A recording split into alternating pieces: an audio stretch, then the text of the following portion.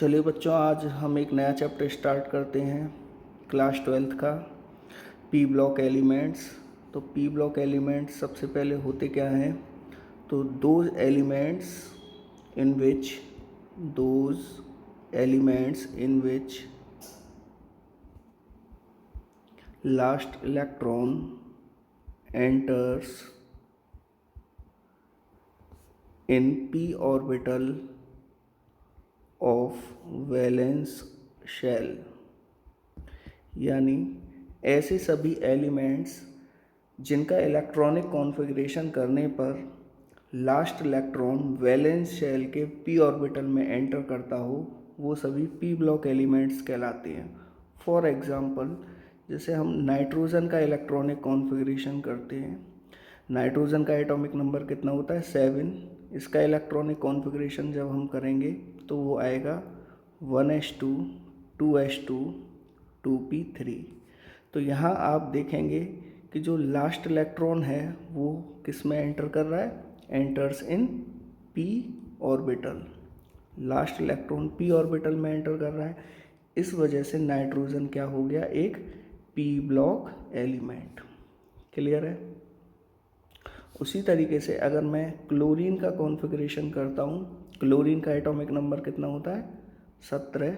तो electronic configuration हो गया 1s2 2s2 2p6 3s2 3p5।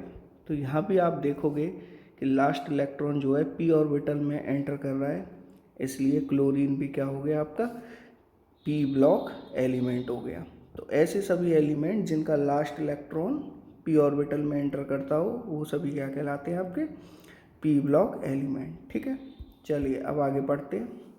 अब देखो बच्चों, सभी को पता है कि जो हमारा पी सब शेल होता है उसके अंदर 3 ऑर्बिटल होते हैं।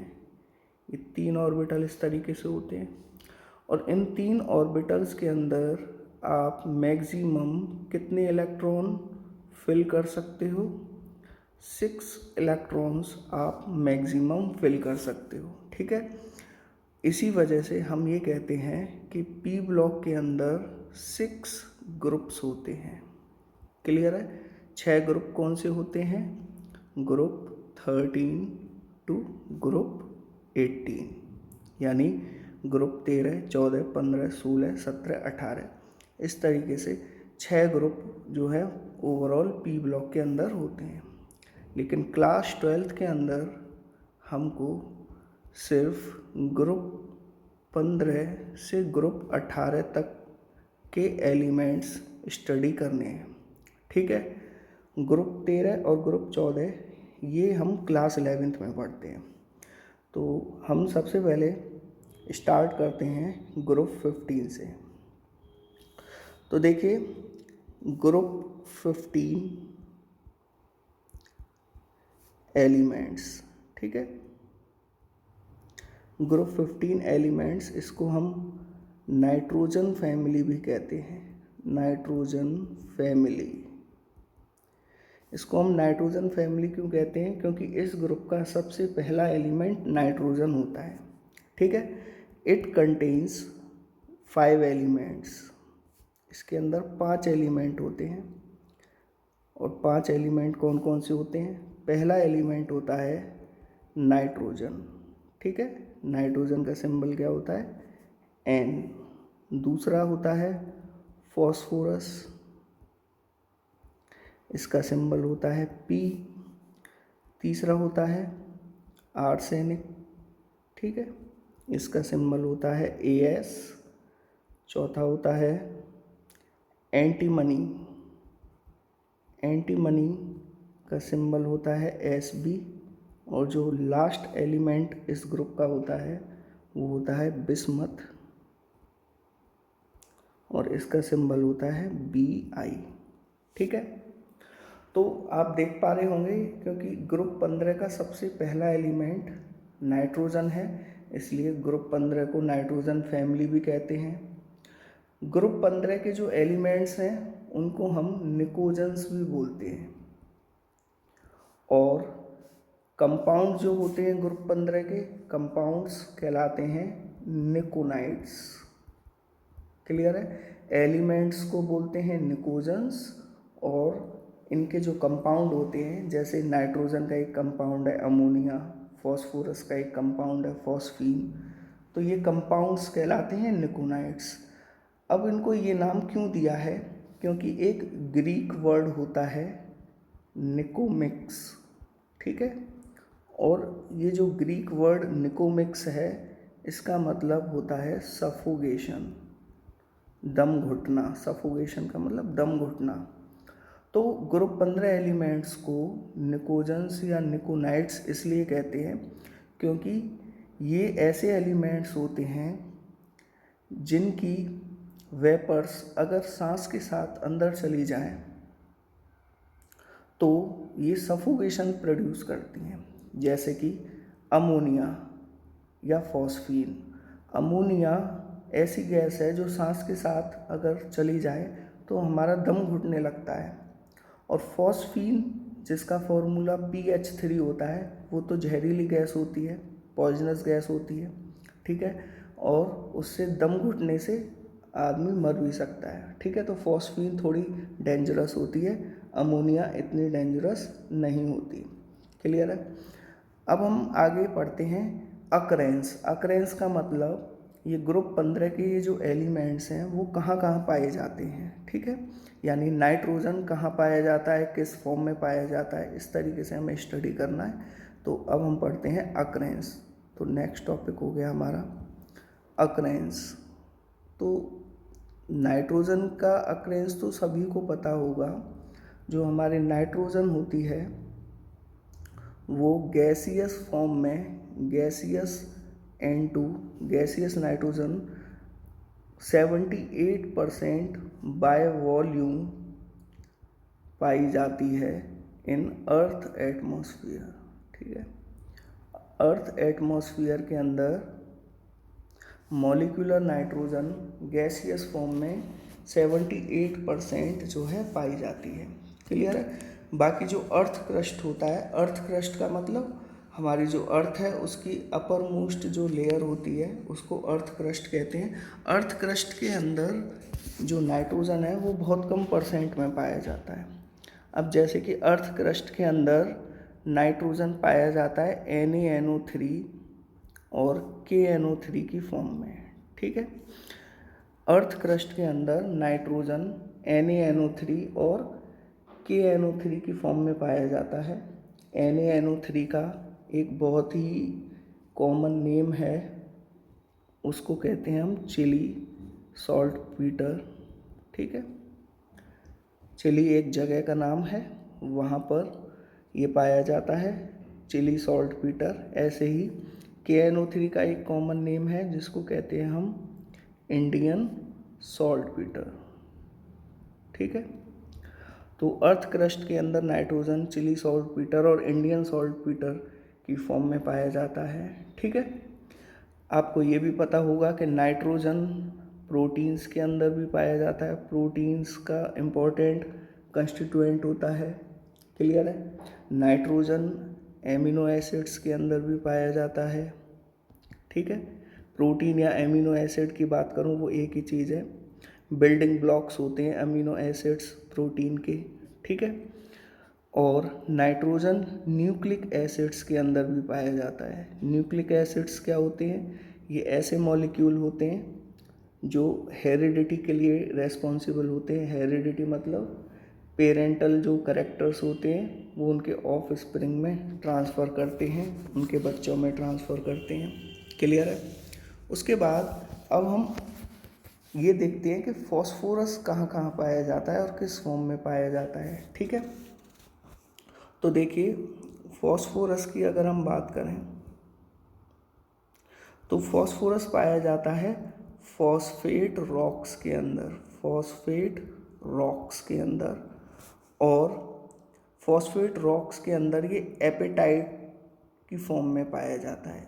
एपेटाइट्स एक फैमिली है मिनरल की, ठीक है, मिनरल फैमिली होती है। और जो एपेटाइट है उसका एक जनरल फार्मूला होता है, वो होता है 3Ca3 PO4 का होल ट्वाइस डॉट CaX2। अब यहाँ पर हम X बराबर FCl या OH रख सकते हैं। अब मान के चलिए कि अगर मैं X की जगह पर F रख देता हूँ तो फॉर्मूला हो जाएगा 3Ca3PO4 का होल ट्वाइस डॉट CaF2। इसका नाम होता है फ्लोरैपेटाइट। ठीक है, उसी तरीके से X की जगह पर मैं अगर Cl रख देता हूँ तो फॉर्मूला हो जाएगा 3Ca3PO4 का होल ट्वाइस डॉट CaCl2। इसका नाम होता है क्लोरैपेटाइट। ठीक है, और उसी तरीके से अगर मैं X की जगह OH रख देता हूँ तो फॉर्मूला हो जाएगा 3Ca3PO4 का होल ट्वाइस डॉट CaOH का होल ट्वाइस। ठीक है, और इसका नाम होता है हाइड्रोक्सी एपेटाइट। Hydroxy apatite. ठीक है, तो इस तरीके से फॉस्फोरस जो है फॉस्फेट रॉक्स के अंदर पाया जाता है in the form of mineral family, apatite family. Apatite family में 3 इंपॉर्टेंट मिनरल्स आते हैं, फ्लोरैपेटाइट, क्लोरैपेटाइट और हाइड्रोक्सी एपेटाइट। ठीक है, इसके अलावा एक होता है फॉस्फोराइट। ठीक है, अब ये फॉस्फोराइट क्या होता है वो देख लेते हैं। फॉस्फोराइट के फॉर्म में भी फॉस्फोरस पाया जाता है। फॉस्फोराइट इसका फॉर्मूला होता है Ca3PO4 का होल ट्वाइस। ठीक है, तो फॉस्फोरस इस फॉर्म में पाया जाता है। ठीक है, उसके बाद देखिए हमारे जो ह्यूमंस हैं उनकी बोन्स और टीथ के अंदर 60% फॉस्फोरस पाया जाता है। ठीक है, किस फॉर्म में पाया जाता है? In the form of fluorapatite. Clear है? तो ह्यूमन बोन्स और टीथ के अंदर 60% फॉस्फोरस पाया जाता है in the form of fluorapatite. Clear है? बाकी आपको पता है ATP और ADP, ये 2 चीज़ें क्या होती हैं? These are the energy sources of cell. जो सेल होती हैं, ह्यूमन सेल होती हैं, वो एनर्जी कहाँ से लेती हैं? ATP और ADP से लेती हैं। ATP एडेनोसिन ट्राइफॉस्फेट होता है और ADP एडेनोसिन डाइफॉस्फेट होता है। तो इनके अंदर भी फॉस्फोरस पाया जाता है और ये दोनों क्या होते हैं? ये sources of energy in the cell होते हैं। ठीक है, बाकी आपको पता होना चाहिए कि एग और मिल्क के अंदर भी फॉस्फोरस पाया जाता है। अब इनके अलावा बाकी जो 3 एलिमेंट इस ग्रुप के रह जाते हैं वो आर्सेनिक, एंटीमनी और बिस्मथ, वो ज़्यादा एबंडेंट नहीं होते, यानी इस नेचर में बहुत ज़्यादा परसेंटेज में नहीं पाए जाते हैं और उनके अक्रेंस ज़्यादा इम्पोर्टेंट नहीं है। ठीक है, तो इस तरीके से ये हो गई आपकी अक्रेंस। अब हम पढ़ना चाहते हैं जनरल कैरेक्टरिस्टिक्स ऑफ ग्रुप 15। ठीक है, जनरल कैरेक्टरिस्टिक्स।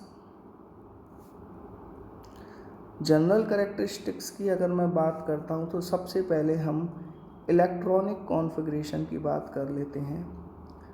Electronic configuration. ठीक है, तो देखिए जो ग्रुप 15 है उसका जनरल इलेक्ट्रॉनिक कॉन्फ़िगरेशन NH2NP3 होता है। क्लियर है? यानी NH2NP3 का मतलब ये हुआ कि 2 + 3 = 5, ये वैलेंस इलेक्ट्रॉन होते हैं। ठीक है, आपको पता होगा वैलेंस इलेक्ट्रॉन किन्हें कहते हैं? आउटर मोस्ट शेल के जो इलेक्ट्रॉन्स होते हैं उनको हम वैलेंस इलेक्ट्रॉन कहते हैं। यानी ग्रुप 15 के जो एलिमेंट होते हैं उनके आउटर मोस्ट शेल में 5 इलेक्ट्रॉन पाए जाते हैं। तो आपके दिमाग में ये रहना चाहिए 5 इलेक्ट्रॉन है तो ऑक्टेट पूरा करने के लिए इन्हें हमेशा 3 इलेक्ट्रॉन्स की रिक्वायरमेंट रहती है, पहली बात। दूसरी बात, यहाँ पर जो ये n लिखा हुआ है, ये n एक्चुअल में पीरियड नंबर को डिनोट करता है, पीरियड नंबर को, इसको समझते हैं। जैसे फॉर एग्जांपल अगर मैं नाइट्रोजन का कॉन्फ़िगरेशन करता हूँ तो 1s2 2s2 2p3, तो यहाँ पर ये 2s2 2p3 को हम कंपेयर करें ns2 np3 से, जो कि जनरल इलेक्ट्रॉनिक कॉन्फ़िगरेशन होता है, तो यहाँ से n की वैल्यू 2 निकल आती है, यानी ये जो 2 वैल्यू है ये पीरियड नंबर है। इसका मतलब ये हुआ कि नाइट्रोजन कौन से पीरियड में होता है, नाइट्रोजन पीरियड नंबर 2 के अंदर पाया जाता है। क्लियर है। अब जैसे ही हम फॉस्फोरस का कॉन्फ़िगरेशन करेंगे, तो फॉस्फोरस का कॉन्फ़िगरेशन करेंगे तो फॉस्फोरस 15 होता है इसका एटॉमिक नंबर, तो 1s2 2s2 2p6 3s2 3p3। तो अब यहाँ पर ये जो 3s2 3p3 है ये कहलाता है, इसको कंपेयर करेंगे हम ns2 np3 से, तो यहाँ n की वैल्यू क्या निकल के आएगी 3, यानी कि फॉस्फोरस तीसरे पीरियड के अंदर पाया जाता है। क्लियर है। तो जब आप इससे अगला एलिमेंट आर्सेनिक उसका कॉन्फ़िगरेशन करोगे तो उसके आउटर मोस्ट में क्या आएगा 4s2 4p3, एंटीमनी का करेंगे तो 5s2 5p3 और बिस्मथ का करेंगे तो 6s2 6p3। इस तरीके से आपको आउटर मोस्ट शेल के कॉन्फ़िगरेशन मिलते चले जाते हैं। क्लियर है। चलिए।